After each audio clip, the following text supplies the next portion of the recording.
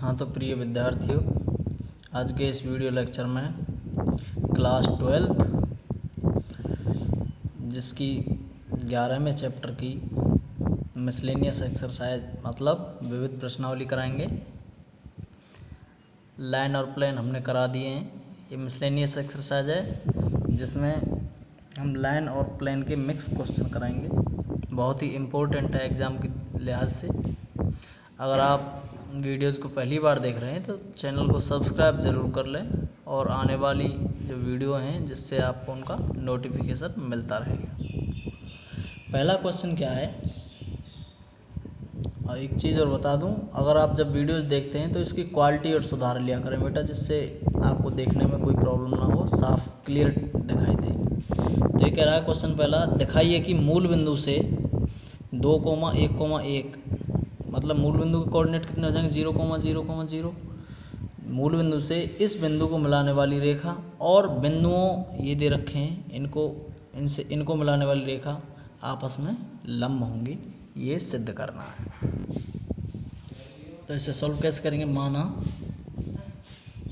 मूल बिंदु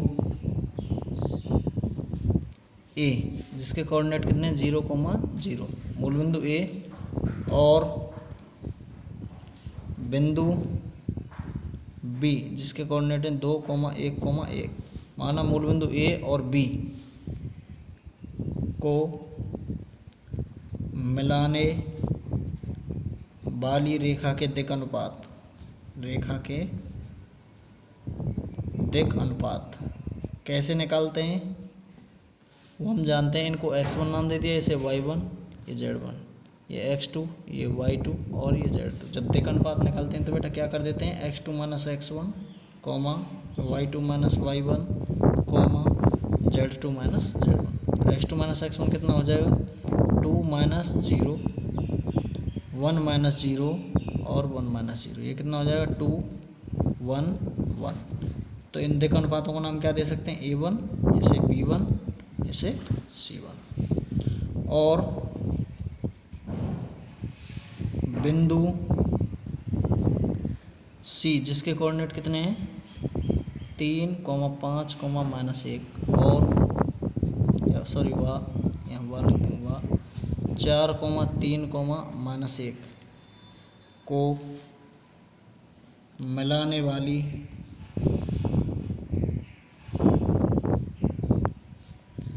रेखा के दिक् अनुपात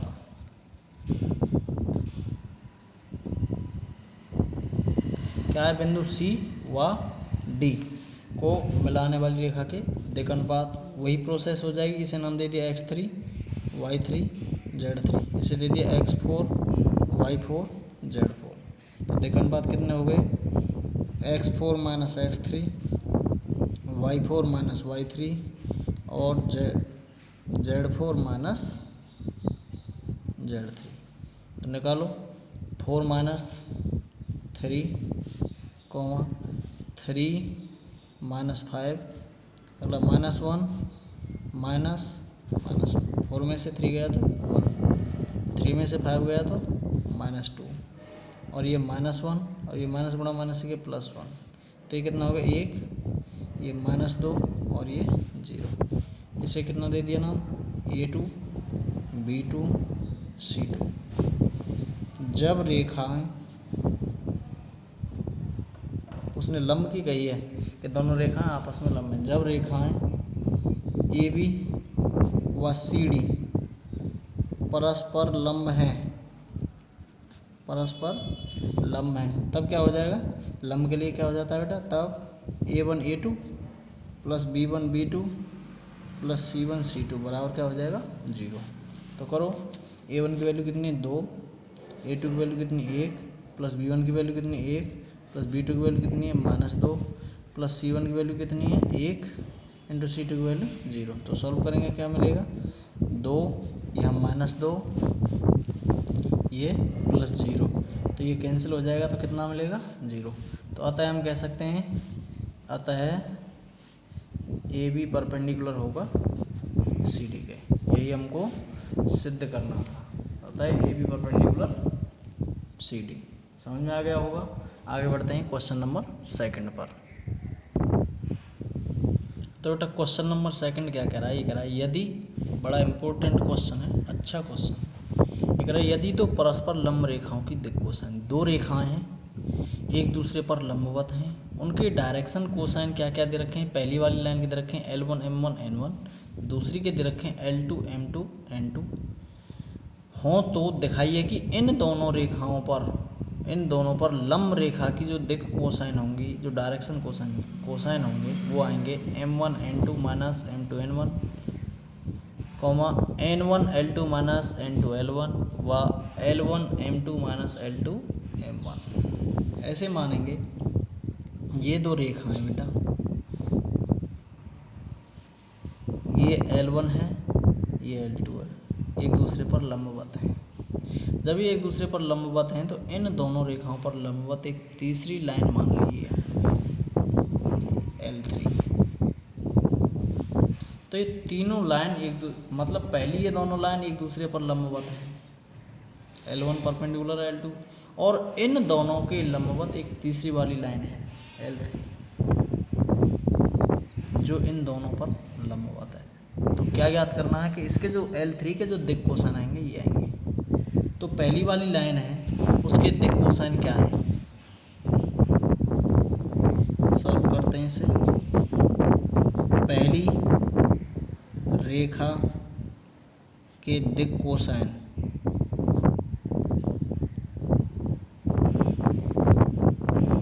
L1 क्या क्या हो जाएंगे, L1 M1 N1 व दूसरी रेखा के दिक् कोसाइन, दूसरी रेखा के दिक् कोसाइन L2 बराबर क्या हो जाएंगे L2 M2 N2। समझ में आ गया। तो पहली वाली रेखा के जो दिक् कोसाइन दे रखे हैं तो हम इन्हें एक अंक सदिश के रूप में लिख सकते हैं, क्योंकि जो दिक् कोसाइन होते हैं दिक् कोसाइनों को लेकर के अगर हम इनको वेक्टर फॉर्म में लिखेंगे तो बेटा यूनिट वेक्टर बनेगा। तो यूनिट वेक्टर क्या बन जाएगा, ए कैप दे देंगे नाम से, क्या आप दे देंगे ए कैप। जो लाइन L1 है इसके जो दिक् कोसाइन दे रखे हैं ये L1 M1 N1, इनको जब वेक्टर फॉर्म में लिखेंगे तो वो वेक्टर के रूप में ए कैप के रूप में आएगा, यूनिट वेक्टर के रूप में। तो ये ए कैप बराबर कितना हो जाएगा L1 I cap plus M1 J cap plus N1 K cap. और दूसरी रेखा के जो डायरेक्शन कोसाइन है वो कितने हैं L2 M2 N2। तो इसे वेक्टर बी दे देंगे। वेक्टर बी के दिक् कोसाइन कितने हो जाएंगे, बी कैप के दिक् कोसाइन के रूप में इसकी सदिश समीकरण क्या हो जाएगी L2 I cap plus M2 J cap plus N2 K cap. ये ए कैप हो गया, ये बी कैप हो गया, और तीसरे वाले को क्या दे देंगे नाम हम सी कैप। अब जब हमें दो वेक्टर का लंबवत सदिश निकालना होता है तो मैंने इससे पहले वाले चैप्टर में वेक्टर अलजेब्रा में पढ़ाया था। ये दो वेक्टर दे रखे हैं, वेक्टर ए और ये वेक्टर बी, इन दोनों का लंबवत सदिश निकालना था। दोनों वेक्टरों का जब लंबवत सदिश निकालते थे तो हम क्या निकालते थे बेटा, ए क्रॉस बी निकालते थे। तो ए क्रॉस बी बराबर क्या आता था, ए क्रॉस बी बराबर आता था modulus A into modulus B sine theta N cap. N cap क्या होता था, लंबवत इकाई सदिश। लंबवत इकाई सदिश उसकी कंडीशन क्या होती थी, वो ऐसे होता था, ये एन कैप होता था जो कि इन दोनों के लंबवत होता था, ए के भी लंबवत होता था और बी के लंबवत होता था। तो ऐसे ही ये वेक्टर ए कैप और बी कैप, यानी कि लाइन L1 का जब वेक्टर फॉर्म में लिखा तो ए कैप, लाइन L2 को वेक्टर फॉर्म में लिखा बी कैप। ये तो एक दूसरे पर लंबवत हैं ही हैं, लेकिन इन दोनों के लंबवत भी एक तीसरा वेक्टर चाहिए, तो क्या हो जाएगा सी कैप। तो सी कैप का जो मान आएगा कितने के बराबर हो जाएगा, इन दोनों के क्रॉस के बराबर। तो A cap cross B cap, समझ में आ गया होगा। तो सी कैप क्या है, इनका दोनों लाइन जो L1 और L2 दे रखी है इनके लंबवत सदिश। तीसरी वाली जो लाइन है इनके लंबवत है, L1 और L2 के लंबवत L3 है। जब उसे वेक्टर फॉर्म में लिखेंगे सी कैप हो जाएगा। तो सी कैप की जो वैल्यू आएगी ए क्रॉस बी के बराबर आएगी। तो सी कैप बराबर क्या हो जाएगा, अपने निकालो ए क्रॉस बी, वो आई कैप जे कैप के कैप। अब ए के कोऑर्डिनेट लिख दो L1 M1 N1, बी के लिख दो L2 M2 N2। C cap बराबर कितना हो जाएगा, सी कैप बराबर हो जाएगा आई कैप कोऑर्डिनेट, सॉरी इसका विस्तार किया आई कैप लिया तो क्या हो जाएगा, पहली रो छोड़ी पहला कॉलम, पहली रो छोड़ी पहला कॉलम तो कितना हो जाएगा M1 N2 minus M2 N1 minus जे कैप। विस्तार करना आता है आपसे। अगला पहली रो छोड़ी दूसरा कॉलम तो क्या हो जाएगा L1 N2 minus L2 N1 plus K cap. पहली रो छोड़ी तीसरा कॉलम तो L1 M2 माइनस L2। अब सी कैप बराबर क्या लिख सकते हैं हम, आई कैप, ये M1 N2 minus M2 N1, minus common ले लिया, जैसे माइनस कॉमन लेंगे तो ये प्लस हो जाएगा जे कैप, तो ये हो जाएगा बेटा L2 N1 minus L1 N2 plus K cap L1 M2 minus L2 N1। जो मैट्रिक्स का विस्तार करते हैं या डिटर्मिनेंट का जो विस्तार करते हैं, इसका एक्सपेंशन करते हैं, उसी के बेस पर मैंने इसका एक्सपेंशन कर दिया है। तो सी कैप बराबर कितना आ गया, ये कंडीशन आ गई। तो सी कैप अर्थात रेखा L3 के दिक् कोसाइन निकालो, क्या आ गए, इसके दिक् कोसाइन आ गए कितने कितने, M1 N2 minus M2 N1 comma L2 N1 minus L1 N2 comma L1 M2 minus L2 M1। यही हमारा आंसर है और इसे ही हमको लाना था। तो रेखा के दिक् कोसाइन ये आ गए, समझ में आ गया होगा अच्छे से, बहुत अच्छा क्वेश्चन है। आगे बढ़ते हैं क्वेश्चन नंबर 3 पर। तो बेटा क्वेश्चन नंबर 3 क्या कह रहा है, ये कह रहा है उन रेखाओं के मध्य कोण ज्ञात कीजिए जिनके दिक् अनुपात ABC, पहली वाली लाइन के दिक् अनुपात ABC और दूसरी वाली के दे रखे हैं B minus C, C minus A व A माइनस B दे रखे हैं। तो इन रेखाओं के बीच का कोण ज्ञात करना होता है। देखो यदि उन रेखाओं के बीच कोण थीटा है तब कॉस थीटा बराबर क्या हो जाता है बेटा, कॉस थीटा बराबर हो जाता है modulus A1 A2 plus B1 B2 plus C1 C2 upon under root A1 square plus B1 square plus C1 square dot A2 square plus B2 square plus C2 square. ये दो रेखाओं के बीच का कोण ज्ञात किया जाता है जब पहली वाली लाइन और दूसरी वाली लाइन के दिक् अनुपात दे रखे हैं। तो कॉस थीटा बराबर कितना हो जाएगा, यहाँ A की वैल्यू कितनी, A1 की वैल्यू कितनी है A इंटू A2 की वैल्यू कितनी है B माइनस सी प्लस B1 की value B into C minus A plus C into A minus B upon कितना हो जाएगा A square plus B square plus C square dot A2 की value कितनी है B minus C square plus C minus A square plus A minus B square. Cos theta बराबर कितना हो जाएगा बेटा, कॉस थीटा बराबर हो जाएगा ये AB minus AC plus BC minus AB plus CA minus BC upon under root A square plus B square plus C square into B minus C का square plus C minus A का whole square plus A minus B का whole square. Cos theta बराबर कितना हो जाएगा, AB plus का है AB minus का, कैंसिल हो गया AC माइनस का प्लस का, AC बोले या CA एक ही बात है, BC कैंसिल तो कितना हो गया 0 under root A square plus B square plus C square into B minus C का whole square plus C minus A का whole square plus A minus B का होल स्क्वायर।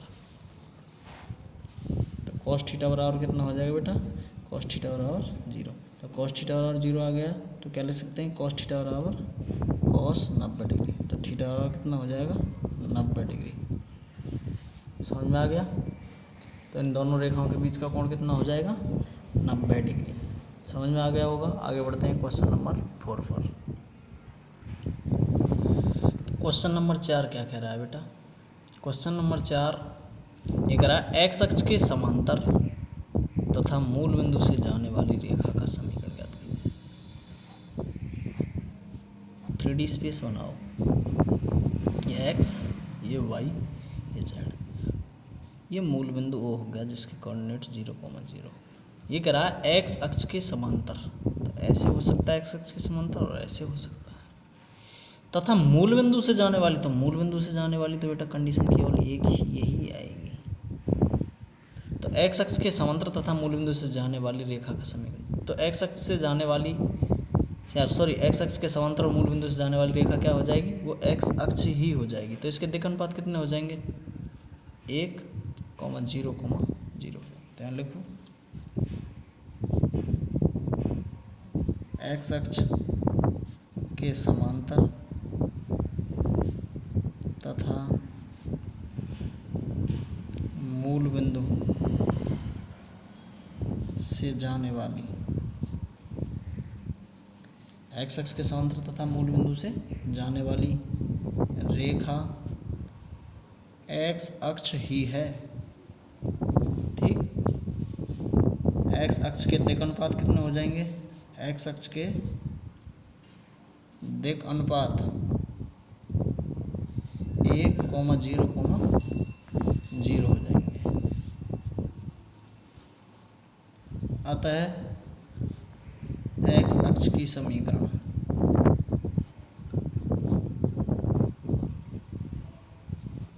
क्या हो जाएगी, x/1 = y/0 = z/0।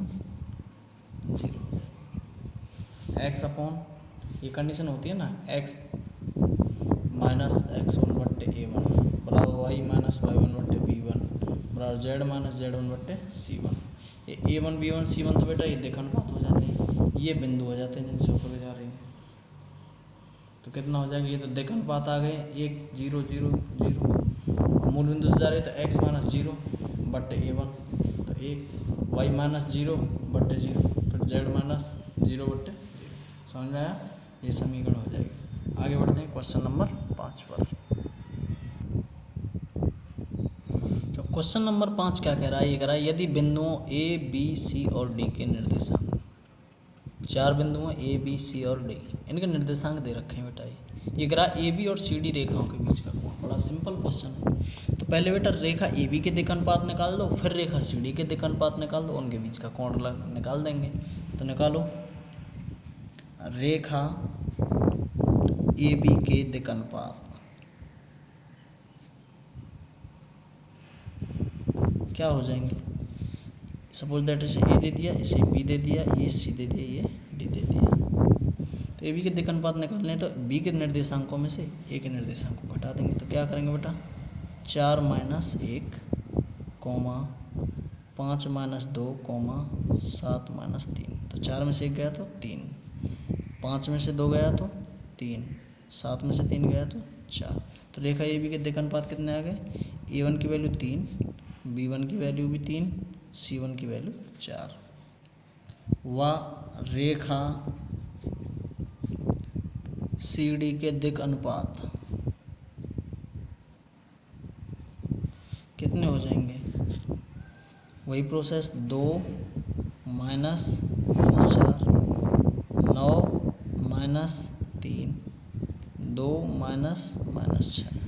तो कितना हो जाएगा, 2 माइनस माइनस प्लस हो जाएंगे, 2 और 4 ये 6 हो गए, 9 में से 3 गया तो 6, 2 माइनस माइनस प्लस 2 और 6 8 हो गए। तो A2 की वैल्यू कितनी हो गई बेटा 6, B2 की वैल्यू कितनी होगी 6, C2 की वैल्यू कितनी होगी 8। ठीक है, तब रेखाओं ए बी व सी डी, या यहाँ लिख दो यदि रेखाओं ए बी और सी डी के बीच का कोण थीटा है, तब क्या हो जाएगा, कॉस थीटा बराबर A1 A2 plus B1 B2 plus C1 C2 upon √A1² plus B1² plus C1² into √A2² plus B2² plus C2²। ये आप निकाल सकते हैं। A1 B1 C1 की वैल्यू यहाँ रखी है, A2 B2 C2 की ये वैल्यू रखी है इसमें, और आपकी वैल्यू आ जाएगी। नहीं तो लो कर भी देता हूँ मैं। कॉस थीटा बराबर कितना हो जाएगा, A1 A2 कितना हो जाएगा, 3 6 3 और 3 का गुणा 6 से किया 18 plus B1 B2 3 6 18 plus C1 C2 4 8 कितना हो गया, 4 8 32।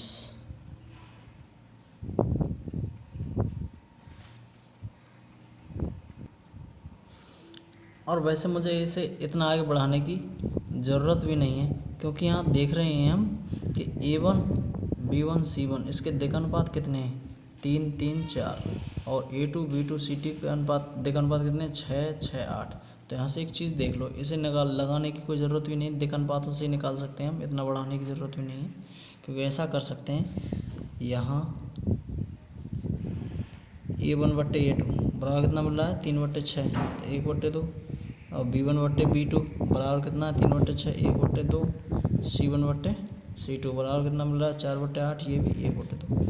तो A1/A2 बराबर B1/B2 बराबर C1/C2 तीनों अनुपात बराबर आ रहे हैं। जब तीनों अनुपात बराबर रहे तब इनके बीच का कोण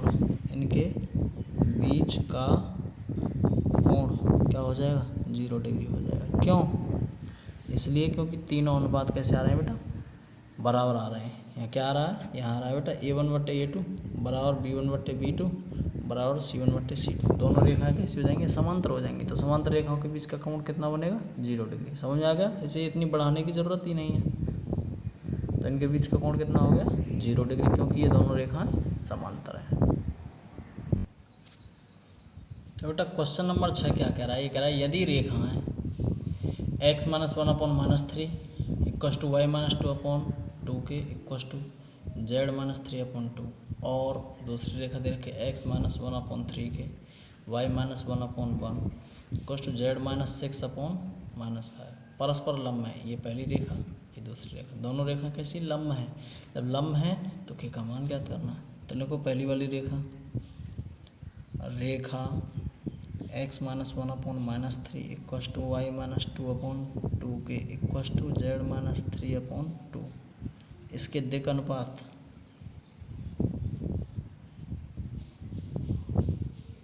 क्या हो जाएंगे, A1 बराबर -3, B1 बराबर 2 के, C1 बराबर 2।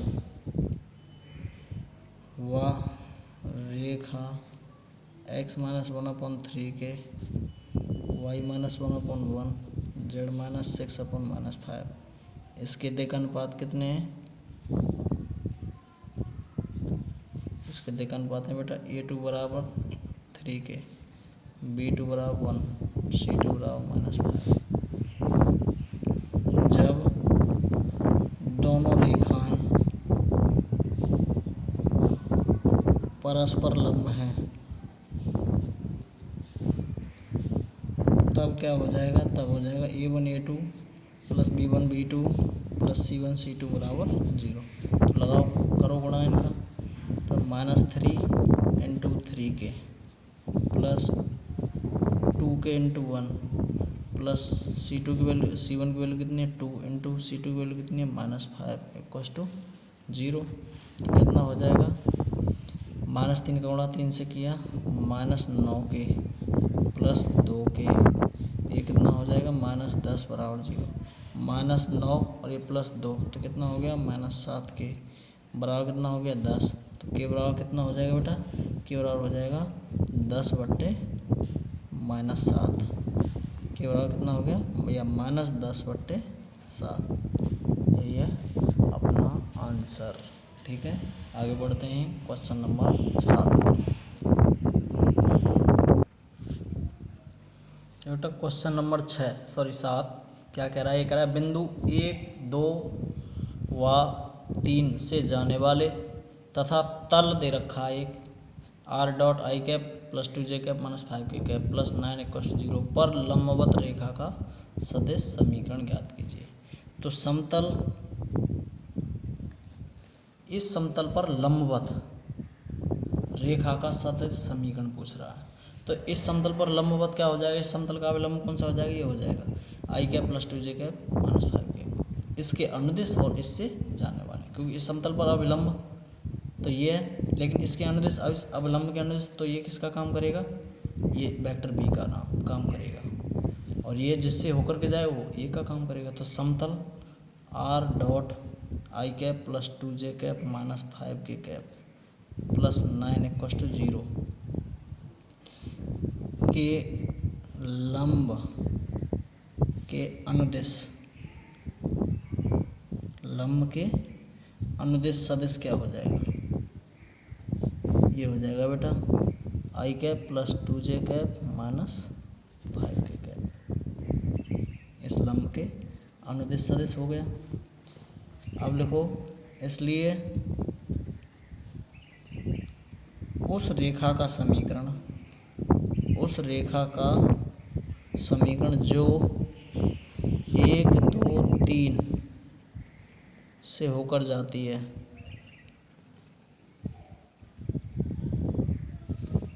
और सदिश आई cap plus 2 j cap minus 5 k cap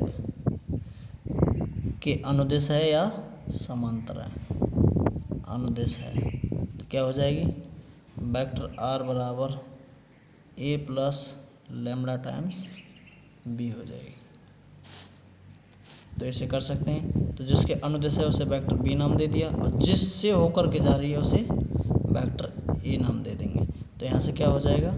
आगे बढ़ाता हूँ मैं। ये तो ए की तरह ट्रीट करेगा मेरा, कौन सा वाला? ये 1, 2, 3 तो ए की तरह ट्रीट करेगा, और जो दूसरे वाला है जिसके अनुदिश है वो वेक्टर बी की तरह ट्रीट करेगा। आगे बढ़ाता हूँ मैं इसे, ठीक है। तो उस रेखा का समीकरण क्या हो जाएगा? उस रेखा का समीकरण जो 1, 2, 3 से होकर जाती है तथा सदिश आई cap plus 2 j cap minus 5 k cap के अनुदिश है, क्या हो जाएगा? वेक्टर आर बराबर A plus lambda times B. तो वेक्टर आर बराबर क्या हो जाएगा? ए की value i cap plus 2 j cap plus 3 k cap plus lambda times B की वैल्यू कितनी? I cap plus 2 j cap minus 5 k cap. यही इसकी सदिश समीकरण हो जाती है। आगे बढ़ते हैं क्वेश्चन नंबर 8 पर।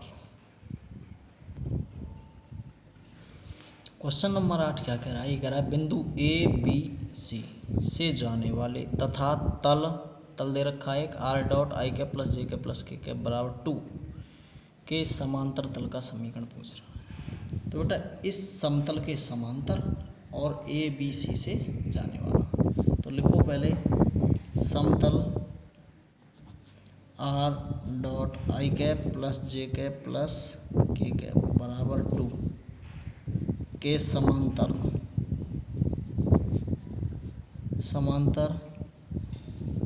किसी समतल का समीकरण क्या हो जाएगा? समतल दे रखा है R dot I cap plus J cap plus K cap बराबर 2 के समांतर किसी समतल का समीकरण क्या हो जाएगा? R dot I cap plus J cap plus K cap बराबर क्या हो जाएगा? लैम्डा। इसे इक्वेशन फर्स्ट नाम दे दिया। इस समतल के समांतर पूछ रहा है, तो इस समतल के समांतर क्या लिख देंगे? यहाँ बेटा जो कांस्टेंट दे रखा है, कांस्टेंट की जगह पर ये लैम्डा रख देंगे। तो R dot I cap plus J cap plus K cap बराबर लैम्डा। यह तल बिंदु ए बी सी से होकर जाता है। यह तल कौन से बिंदु से होकर के जाता है? ए बी व सी से होकर के जाता है। इसलिए क्या हो जाएगा, जब यह तल ए बी सी से होकर के जाता है तो इसलिए क्या हो जाएगा, यहाँ से जो वेक्टर बनेगा कौन सा, A I cap plus B J cap plus C K cap, dot product हो जाएगा किसके साथ, इस अभिलंब के साथ। तो आई कैप प्लस जे कैप प्लस के कैप बराबर लैम्डा। इनका आप डॉट प्रोडक्ट किया तो क्या मिलेगा, ए प्लस बी प्लस सी बराबर लैम्डा। अब इस मान को इस इक्वेशन फर्स्ट में रखेंगे, तो पुट इन इक्वेशन फर्स्ट। तो फ्रॉम इक्वेशन फर्स्ट तो क्या हो जाएगा, R dot I cap plus J cap plus K cap बराबर कितना हो जाएगा, लैम्डा की वैल्यू है ए प्लस बी प्लस सी। यही हमारा आंसर हो जाएगा। समझ में आ गया होगा। आगे बढ़ते हैं क्वेश्चन नंबर 9 पर। तो बेटा क्वेश्चन नंबर 9 क्या कह रहा है, इम्पोर्टेंट क्वेश्चन है ये भी, डिस्टेंस का क्वेश्चन है, दोनों रेखाओं के बीच की दूरी का। तो एक रेखा दे रखी है आर बराबर 6 आई cap plus 2 j cap plus 2 के cap plus lambda times I cap minus 2 j cap plus 2 के कैप। दूसरी रेखा दे रखी है आ वेक्टर आर बराबर माइनस 4 आई कैप माइनस के कैप प्लस म्यू टाइम्स 3 आई cap minus 2 j cap minus 2 के cap. इनके बीच की न्यूनतम दूरी पूछ रहा। तो बेटा रेखा वेक्टर आर बराबर कितनी है, 6 आई cap plus 2 j cap plus 2 के cap plus lambda times I cap minus 2 j cap plus 2 के कैप की तुलना वेक्टर आर बराबर A1 plus lambda times B1 से करने पर। तो करो यहाँ कंपेयर। वेक्टर ए1 बराबर कितना मिल जाएगा, 6 आई cap plus 2 j cap plus 2 के कैप, और वेक्टर बी1 बराबर कितना मिल जाएगा, आई cap minus 2 j cap plus 2 के कैप। इसी प्रकार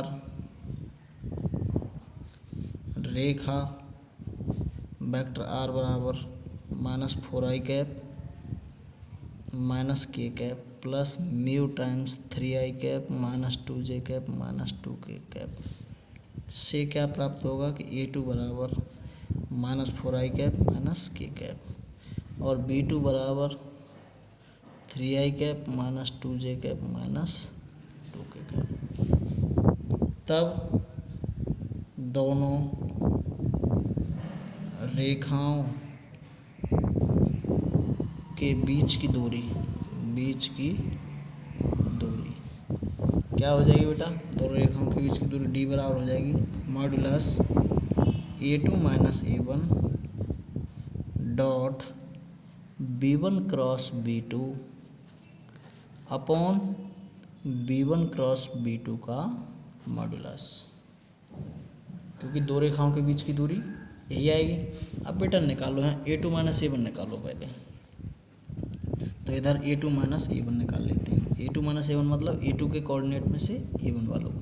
तो माइनस 4 आई कैप है, इसमें से 6 आई कैप जाएगा तो माइनस 10 आई कैप। जे यहाँ नहीं है तो यहाँ कितना हो जाएगा, माइनस 2 जे कैप माइनस के कैप और उसमें से 2 के कैप घटाया तो माइनस 3 के कैप। ठीक है। अब b1 क्रॉस b2 निकालो।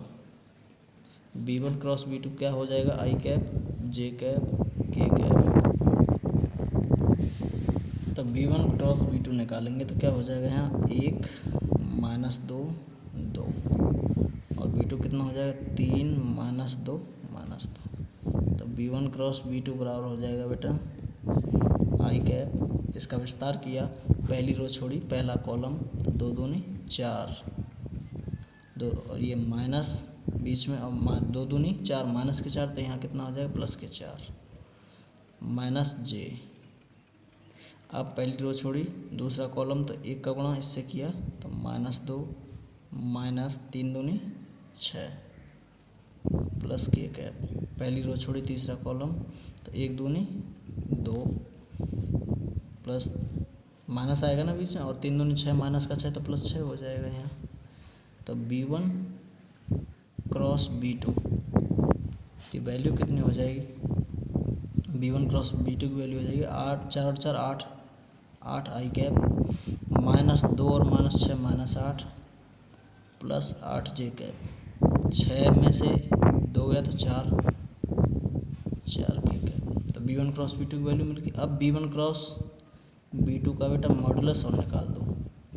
जब इनका मॉडुलस निकालेंगे तो क्या आएगा, अंडर रूट आई का कोफिशिएंट उसका स्क्वायर 8 का स्क्वायर 64 प्लस 8 का स्क्वायर 64 प्लस 4 का स्क्वायर 16। तो कितना हो जाएगा, B1 क्रॉस B2 का मॉडुलस हो जाएगा बेटा ये कितना, 64 64 128, 128 और 16 कितने हो जाएंगे, 144, और 144 का मतलब 12 आ गया।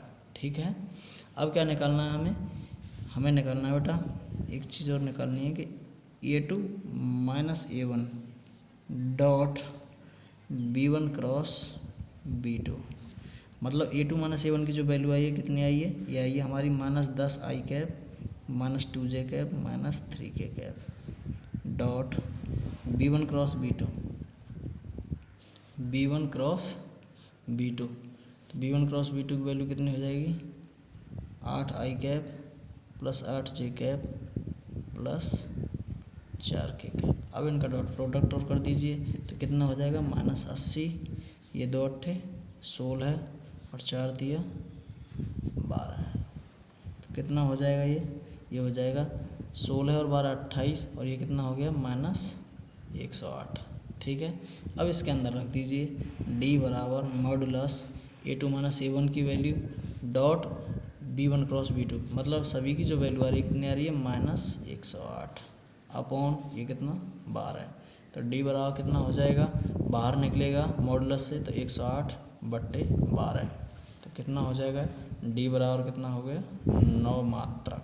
यही हमारा आंसर है। समझ में आ गया होगा, अच्छा क्वेश्चन है, 6 नंबर में आ जाता है ऐसा क्वेश्चन बेटा, लॉन्ग टाइप में आता है। ठीक है, आगे बढ़ते हैं क्वेश्चन नंबर 10 पर। तो बेटा क्वेश्चन नंबर 10 क्या कह रहा है, ये कह रहा है उस बिंदु के निर्देशांक ज्ञात कीजिए जहां बिंदुओं 5 1 6 तथा 3 4 1 से जाने वाली रेखा ZX समतल पर मिलती है। तो दो बिंदुओं से होकर जाने वाली रेखा की समीकरण क्या होती है बेटा, कार्य के रूप में x माइनस x1 बट्टे x2 माइनस x1 बराबर y माइनस y1 बट्टे z2 माइनस z1 बराबर, यहाँ से दिख रहा है बराबर z माइनस z1 बट्टे z2 माइनस z1। दोबारा बोलूँ, दो बिंदुओं से होकर जाने वाली रेखा की समीकरण क्या होती है, x माइनस x1 बट्टे x2 माइनस x1 बराबर y माइनस y1 बट्टे z2 माइनस y1 बराबर z माइनस z1 बट्टे z2 माइनस z1 होती है। तो निकालो बिंदुओं 5 1 6 व 3 4 1 से होकर जाने वाली बिंदुओं 5 1 6 व 3 4 1 से होकर जाने वाली रेखा की समीकरण क्या हो जाएगी, x माइनस x1 बट्टे x2 माइनस x1 बराबर y माइनस y1 बट्टे y2 माइनस y1 बराबर z माइनस z1 बट्टे z2 माइनस z1। ये x1 हो गया, ये y1, ये z1, ये x2, ये y2, ये z2। तो x माइनस x1 कितना है बेटा 5 बट्टे x2 माइनस x1 कितना हो जाएगा 3 माइनस 5 बराबर y माइनस y1, तो y माइनस y1 कितना 1 बट्टे y2 माइनस y1 4 माइनस 1 बराबर z माइनस 6 बट्टे 1 माइनस 6। तो x माइनस 5 बट्टे 3 माइनस 5 माइनस 2, y माइनस 1 बट्टे 3 बराबर z माइनस 6 बट्टे माइनस 5। ये आ गई हमारी रेखा की समीकरण। अब इसे नाम दे दिया इक्वेशन फर्स्ट। यहाँ लिख देंगे रेखा एक ZX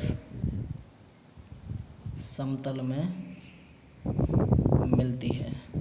जब रेखा ZX समतल में मिलती है तब समीकरण 1 में जब z एक्स समतल में स्थित है रेखा तो y का कोऑर्डिनेट क्या हो जाएगा 0। तो समीकरण 1 में y बराबर 0 रखने पर y बराबर 0 रख देंगे तो क्या मिलेगा, यहाँ से x माइनस 5/-2 इक्वस टू 0 रखेंगे तो 0 माइनस 1/3 इक्वस टू z माइनस 6/-5। ये फर्स्ट दे दिया, ये सेकंड और ये थर्ड। तो फर्स्ट के साथ सेकंड लिया तो यहाँ लिखो समीकरण फर्स्ट व सेकंड से, फर्स्ट और सेकंड से कितना हो जाएगा, x माइनस 5/-2 इक्वस टू -1/3। तो कितना हो जाएगा, इसका इससे गुणा किया तो कितना हो गया, x माइनस 5 इक्वस टू 2/3। तो x इक्वस टू कितना हो जाएगा 5 प्लस 2/3। तो 5 या 15 और 2 17/3। अब समीकरण सेकंड व थर्ड से, जब सेकंड व थर्ड से लेंगे तो सेकंड व थर्ड से क्या हो जाएगा, -1/3 बराबर z माइनस 6/-5। इसका इससे गुणा किया तो z माइनस 6 बराबर कितना हो गया 5/3। तो z बराबर 6 इधर ले गए तो 6 प्लस 5/3, 3 6 18, 18 और 5 23/3। तो बिंदु कितने आ गए हमारे, बिंदु आ गए बेटा x के कोऑर्डिनेट 17/3, y का कोऑर्डिनेट 0 और z का कोऑर्डिनेट 23/3। समझ में आ गया, यही है हमारा आंसर। इस वीडियो को यहीं फिनिश करते हैं। इससे अगले वाले जो क्वेश्चन है बेटा अगले वीडियो में बनाएंगे, क्योंकि वीडियो को अपलोड करने में फिर प्रॉब्लम होती है। समझ में आ गया होगा। धन्यवाद वीडियो देखने के लिए।